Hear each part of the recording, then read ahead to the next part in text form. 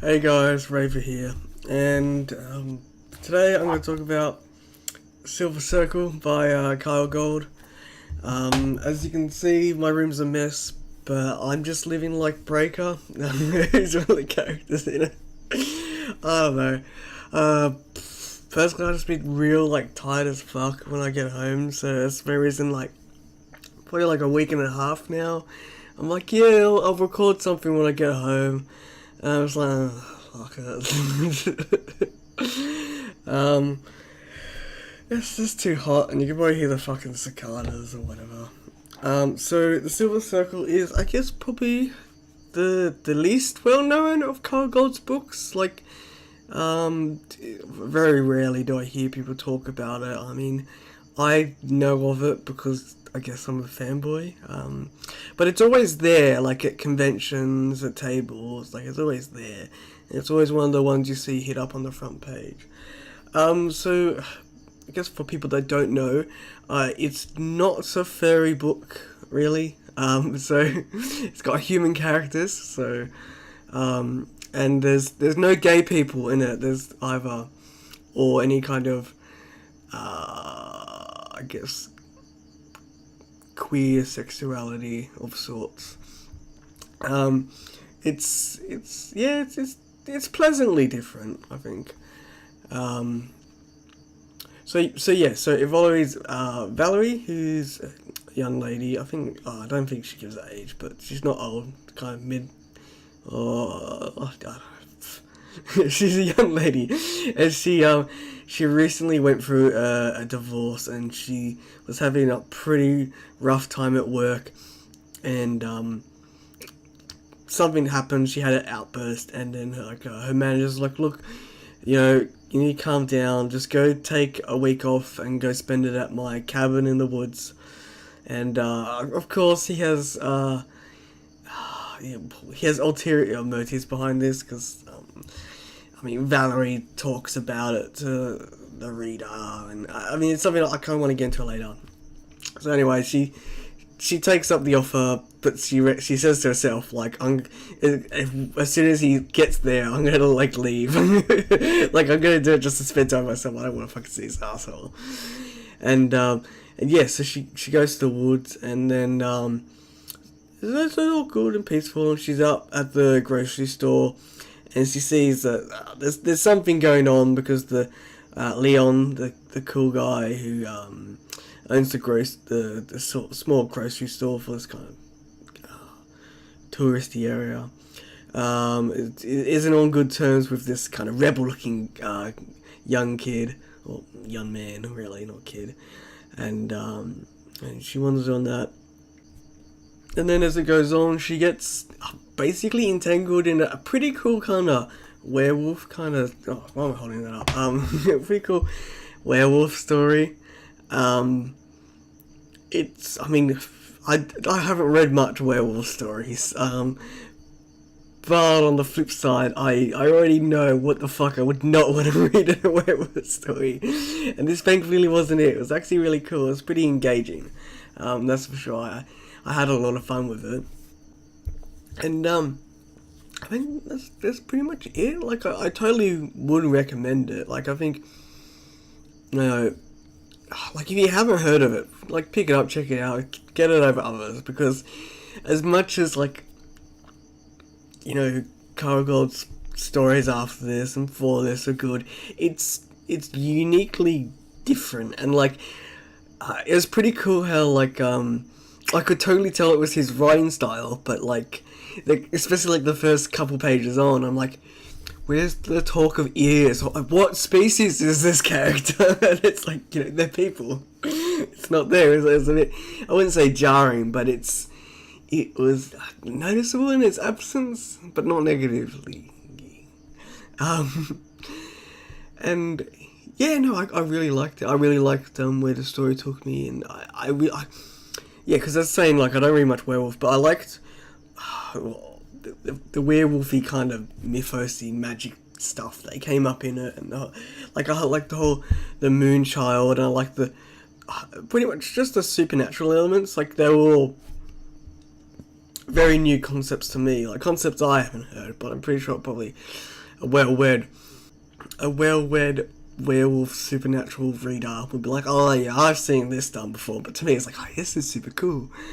But I guess going into that, like what I have seen before, especially in Kyell Gold's work, which, I mean, this is the only reason it kind of flagged for me personally as I got towards the end, is that pretty much, it's more the relationship stuff and the character stuff, the character work that I'm more familiar in his later works that I've seen him do better. So, like, one thing that I had in my mind that the whole, I think I tweeted about it, or thought about tweeting about it, I can't remember, is that the divorce aspect of the story is very, it's very light. Well, I can see it being more of a stronger theme than what it came off to me as the reader. It was also came off as a very kind of one-sided thing as well. Like, you really only, I mean, granted, you only got Valerie's point of view because you never met, what's his name, Stephen? With a V? I think so, something like that. Yeah, the bad Stevens. And yeah, so like, whereas the time he desires, it's much better done, the divorce in that, and also the divorce between fucking Brenly Farrell and Lee's mum. What was her name? Was it? I can't remember what it was. It might be Lorraine. I'm not too sure. And their divorce. Also, I haven't read it, but there's that short story bonus one for Overtime to do with Gerard's divorce and Gerard and Angela's divorce. But yeah, so like there's this like, you know, if I sat down I could probably pick it, like what exactly things it is, but yeah, that stuck out to me because like I thought it was just very biased. It's like, oh, you know, is it really that way, Valerie? There's just a lot missing there. Not that I doubted her, it's just like it wasn't as full as he is known later. And the other thing was divorce and oh, sorry, that's it. So the other thing is that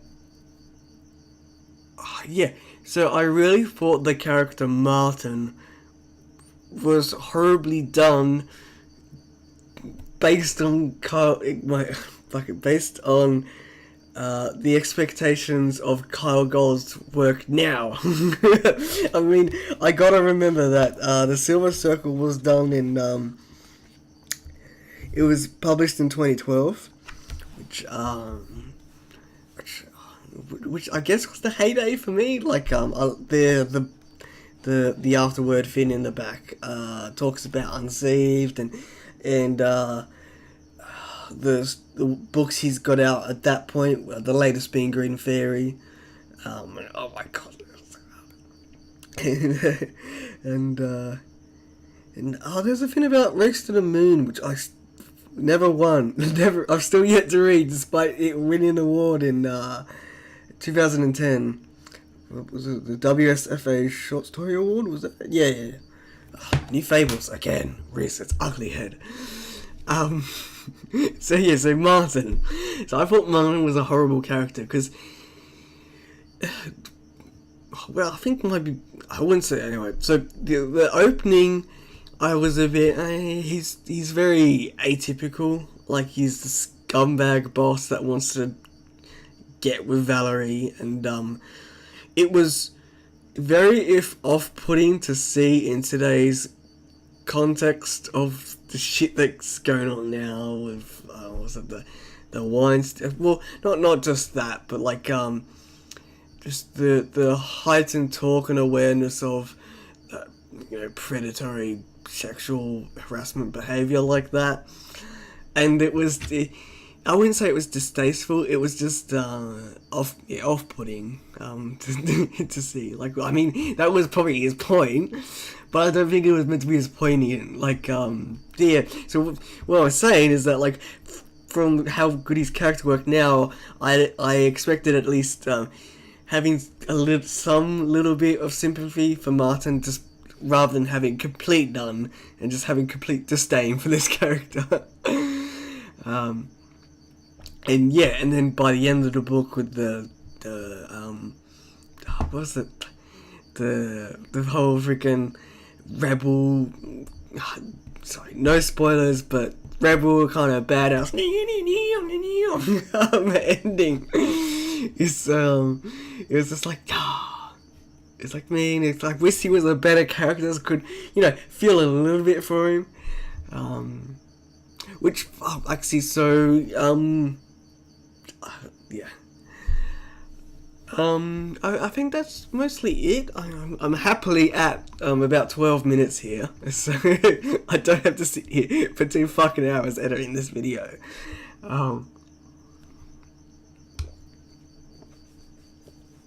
But no, I had a lot of fun things reading words like moon's ground and just lots of moon words, and I did like the whole supernatural thing with Carol, and and one thing I found really cool is the whole scene with Carol and Valerie in the Starbucks, and he's got the Starbucks cup, and I'm like, oh, I've been to a Starbucks, and like I have a mental image of a Starbucks cup in my head. I know exactly what they're talking about now. Mind you, I was thinking of one like in downtown Dallas at the bottom floor of some office building, where I asked the attendants horribly, like I'd never, the hardest thing for me to ask in America was where to get a PowerPoint adapter, so I can use my Australian plugged PowerPoint fins in American PowerPoint plugged fins, and like I tried all different words like the power socket adapter or like a power strip converter, and like I had to go to, what was it, some office store, can't remember the fucking name of it, but this helpful guy actually knew what I was talking about. And then I was served by this kind of creepy guy, and I'm like, yeah, I'm gonna get out of here.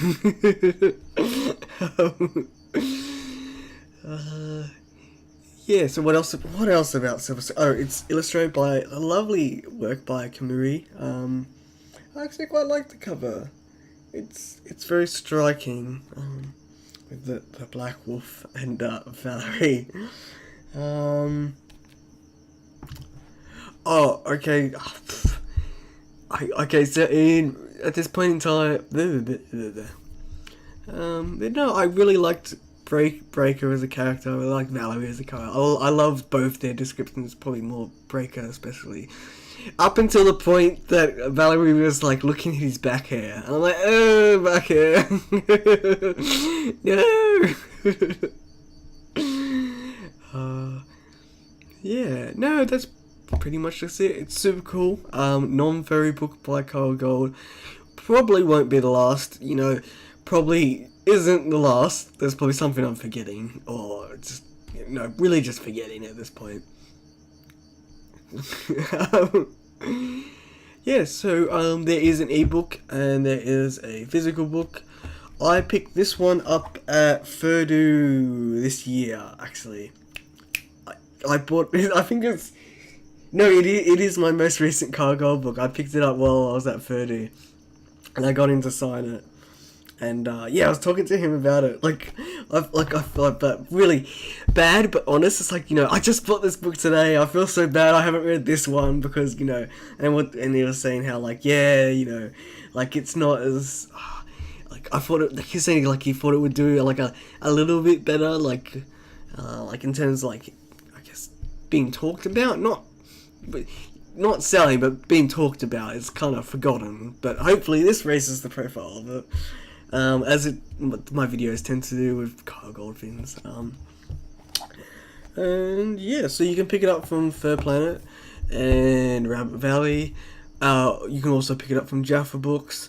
There's obviously pretty much for all Kyell books, you can pick it up the other two distributors. So there's the German one, which I'll chuck a link for that, and then there's the Brazilian one, which I'll chuck a link for that.